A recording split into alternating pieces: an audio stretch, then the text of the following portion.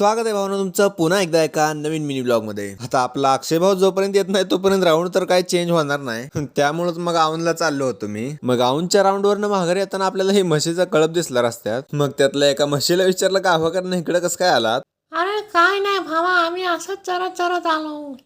मग ती म्हैस म्हणली असाच चरत चरत आलोय, मग जाऊ द्या म्हणलं आपलं आपलं काम करूया। मग तिकडे सगळीकडचे सॅम्पल गोळा केलो आणि पहिला राऊंड करून परत लॅबला माघारी आलो। मग ते सॅम्पल वगैरे दिले आणि जेवण बिवण करून परत दुसरा बी राऊंड पूर्ण करून घेतला। मग परत संध्याकाळी औंधला जाताना आपल्या रोहित भाऊला एका जवळच्या लॅबला सॅम्पल आलं तर तिथे सोडून जायचं होतं। मग रोहित भाऊला सोडून पुढे औंधला आलो। मग तिथले लिफ्टला आरसा नव्हता तरी बी त्या काचामध्ये बघून शायनिंग मारलो। मग तिथले सॅम्पल वगैरे घेऊन परत आपल्या लॅबला आलो। मग कामावरनं सुटल्यावर मला ऋतिक भाऊचा फोन आला आणि ऋतिक भाऊ म्हणला मी मुंबईवरनं शायनिंग मारायला परत पुण्यात आलोय, मला घ्यायला ये। मग मला भूक लागली होती म्हणून ऋतिक भाऊला म्हणलं काहीतरी खायला जाऊया। ऋतिक भाऊ म्हणला आमच्या रूमच्या जवळ चायनीज भजी भेटतात, लय भारी असतात। मग ऋतिक भाऊ सोबत चायनीज भजी हाणलो दाबून। मी आता घरी जाऊन झोपतो। तुम्हाला व्हिडिओ आवडला असेल तर लाईक आणि सबस्क्राईब करून टाका। भेटूया आपण पुढच्या व्हिडिओत। धन्यवाद।